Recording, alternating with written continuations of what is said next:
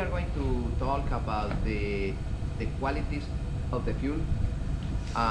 What type of fuel can I use in diesel engines? What happened with vegetable oil? What happened with biodiesel? What is the meaning of crude oil? And what is the meaning of petroleum diesel? And can I blend it one with the other one? Can I mix it with the other additives or detergents? And this is the topic for today. You remember at the beginning of the quality of the fuels in diesel engines, in marine diesel engines specifically, because in marine diesel engines we have one component that changed the equation drastically in comparison with the trucks. Is the water, the salt water cooling the system. And because the salt water, probably that combination of salt water with the smoke, with gases in the exhaust pipe could be catastrophic for the environment. This is why in a marine diesel engines we need to take special considerations about the quality of the fuel. The fuel should be perfect. The fuel should be the best to avoid the creation of acids in the environment.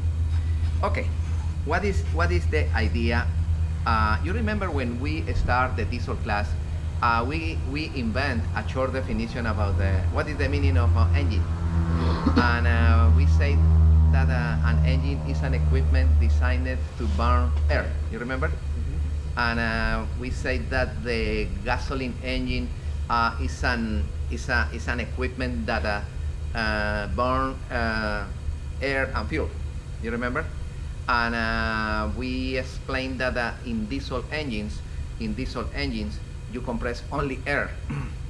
And at the end, when the air is fully compressed, you inject a little amount of atomized fuel, and the fuel ignite and start the cycle. You remember? Mm-hmm. And we talk about the efficiency, and we discovered that the diesel engines are more efficient in comparison with gasoline engines, basically because the diesel engines can burn more air with less amount of fuel. Yeah. And the gasoline engine burns less air with more fuel. And this is why the diesel in terms of fuel consumption is more efficient than gasoline. Not only in terms of fuel consumption is more efficient, it's more efficient in different ways. Okay, but the problem with the internal combustion engines, doesn't matter if the engine is gasoline or diesel, is the gases produced after the combustion. What happened with those gases? Where are those gases after the exhaust pipe?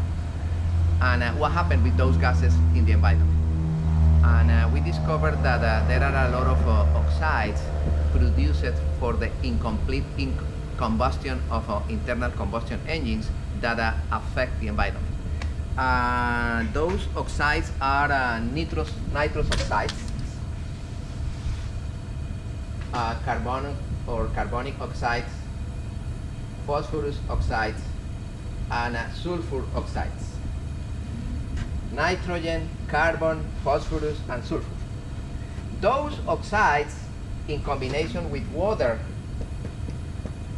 with humidity, with moisture, produce acid, nitric acid, phosphoric acid, sulfuric acid, phosphoric acid, carbonic acid, nitric acid. Is the nitrous oxide in combination with water. This is the most dangerous part of this equation, when you have acids in the water. Okay, how can I avoid less nitrous, less carbonic oxide, less phosphorus oxide, less sulfur oxide? Okay, you can avoid that if you verify that the combustion is complete. That during the combustion, all of those components goes out completely stable. This is the only way. And you don't have free elements outside.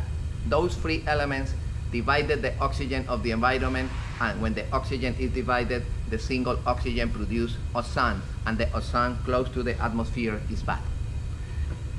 Okay, all right. How can I do that? Okay, depending on the quality of the diesel, depending on the quality of the fuel, the combustion is more complete or less complete. What is the meaning of that? If the diesel have low level of carbon, low level of phosphorus, low level of sulfur, low level of nitrogen, at the end you have less nitrous, carbonic, phosphorus, and sulfur oxide. How can I reduce the amount of those elements in the process of refination? With a better refination. You remember that diesel is coming from petroleum, no? From crude oil.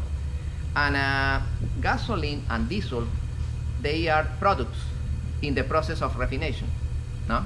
In the process of refination, what is the meaning of refination? Oh, it's the process to eliminate those impurities, And that process is step by step. Diesel really is simple to obtain diesel. If you have regular oil, petroleum, in the fourth step, you have diesel.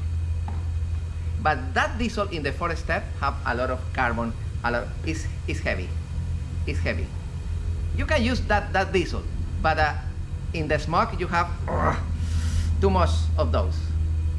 If you continue the process of refination, more steps, of course, what happened with that diesel? It's more expensive, but it's more pure. If you go until 11 or 12 steps down, you have a great diesel with a good level of phosphorus, practically zero. The same with carbon, the same, and the environment is better. Okay, this is why the people say in the world, I don't like diesel engines because diesel engines produce too much pollution and destroy the environment. Gasoline, no, gasoline is clean.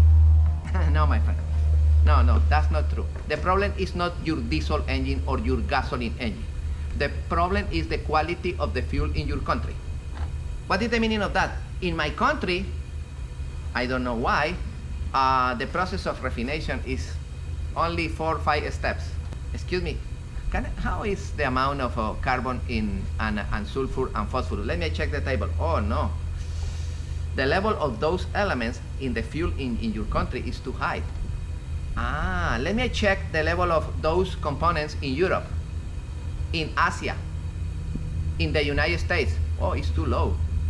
Now I understand why when I drive my car and in front of me is a big truck, and the big truck diesel. Oh, let me check the engine. Oh, the engine is Caterpillar. Oh, okay. I don't see any smoke here in the United States. I drive behind of the truck, it's clean. If I drive behind of that truck in other country, in South America, in Central America, black smoke, too much pollution. Excuse me, but it's the same truck with the same engine. What happened? The engine here works different than in the United States? No, the engine works in the same conditions.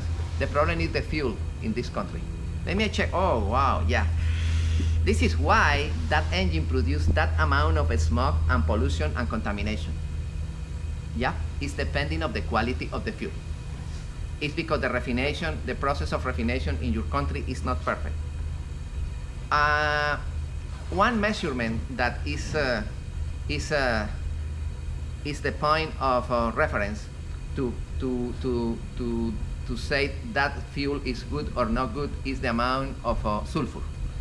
And the rule is if the level of sulfur in volume is less than 200 parts per million in volume, this is considered a good diesel. In the United States, the amount of diesel per volume is around 15 parts per million, 15. In Asia, let me check that table. We are going to check, for example, here, in America. Okay, in the United States is 15 parts per million. In Central America, depending of the countries, in between 10 parts per million and 8,000 parts per million.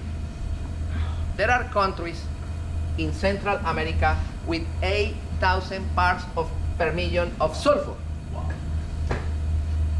In the Caribbean, exactly the same. Bad fuel, no? Let me check other country, guys. Let me check, for example, here in, let me check South America. Oh, wow. Venezuela, 500 parts per million. Is over the limit, no? The limit is 200. Colombia, 50, is okay. Ecuador, in between 3,000 and 7,000. Uruguay, 50. Argentina, 10, is good. And Brazil, depending, Brazil is a big country. There are cities with 10, and there are cities with 1,300. This is South America. The South America is in general not good. Let me check. Let me check what happened, for example, in here. What is this? This is Australia.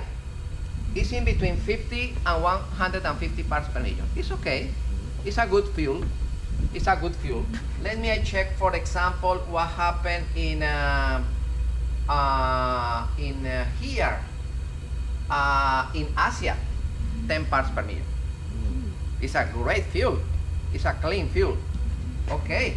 Let me check, for example, what happened in Africa. Oh, Africa is not bad. It's 10, in between 10 and 50. That's great. It's a good fuel. Okay, let me check what happened in other countries, like for example, here in Europe, in between 10 and 50. That's great. Let me check Russia. Let me check Russia, what happened with Russia.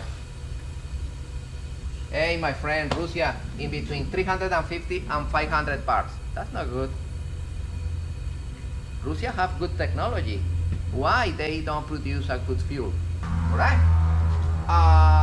Okay, this is the situation in the world, guys. What do you think? The diesel engines are bad engines?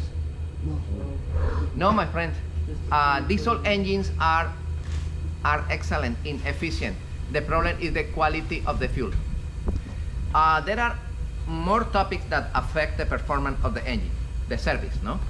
The service, the quality of the oil, you remember? We talk about the quality of the oil. The filters. The people normally talk about the oil filter. Oh, I flush the oil in my car and I replace the oil filter. Okay, that's good. But what about the fuel filter, and what about the air filter? Air filter. What happens if you have clogged this? What happens? You consume more fuel. Remember that the engine is an intelligent equipment. You remember the stoichiometric ratio? In gasoline is around 14.7 to 1. In diesel, in between 21 to 1 until 70 to 1. You remember? Naturally aspirated. It is naturally aspirated or turbocharged. That when the engine suction less air because the air filter is clogged, the fuel injection pump, the engine compensates with more fuel to keep that equilibrium in the equation. And you have a rich mixture, no?